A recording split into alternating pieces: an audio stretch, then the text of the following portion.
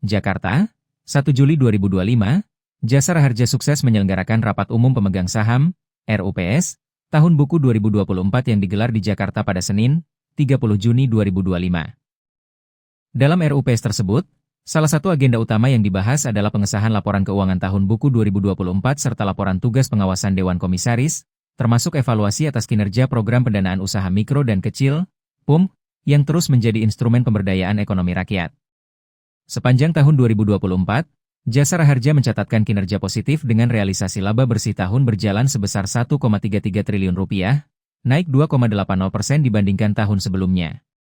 Pendapatan premi bruto meningkat sebesar 2,46%, sementara hasil laporan keuangan konsolidasian perusahaan memperoleh opini wajar dalam semua hal yang material dari auditor independen.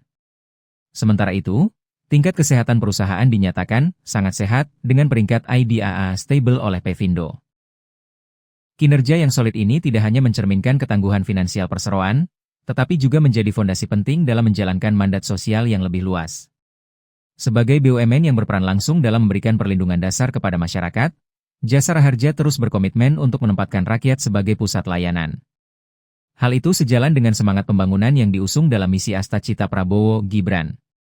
Kami menyadari bahwa keberhasilan Jasara Harja tidak hanya diukur dari laba, tetapi dari seberapa besar kehadiran kami memberi dampak bagi masyarakat.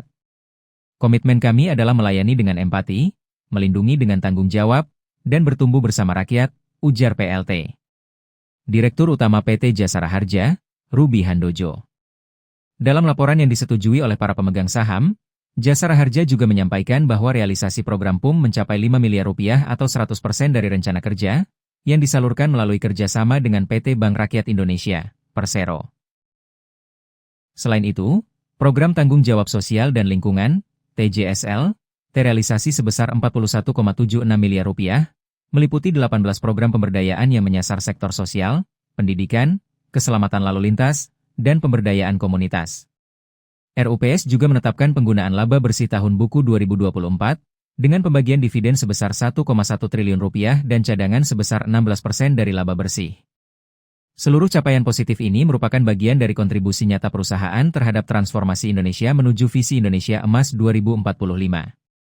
Jasara Harja berkomitmen siap melanjutkan peran strategisnya sebagai garda terdepan pelayanan publik yang humanis, adaptif, dan modern.